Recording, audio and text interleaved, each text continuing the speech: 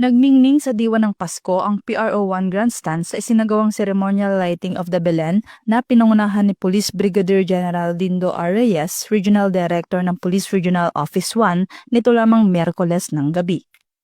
Ipinamalas ng bawat cluster ng opisina ang kani-kanilang opisyal na Belen entries, tampok ang iba't ibang malikhaing disenyo at interpretasyon ng kapanganakan ni Jesucristo.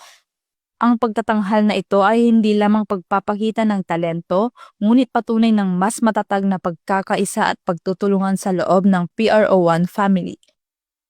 Naging masaya at makulay ang gabi habang sabay-sabay na hinangaan ng mga dumalo ang mga Belen na nagbigay liwanag at kulay sa loob ng kampo.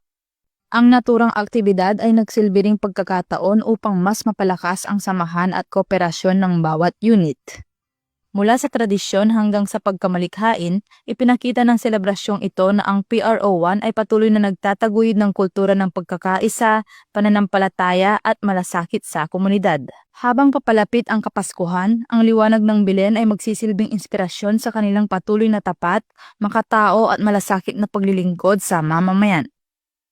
Mula dito sa Ilocos Region, ako ang inyong PNN Correspondent, Police Corporal Joanna Marie Ann de los Santos, alagad ng batas, tagataguyod ng Balitang Pulis.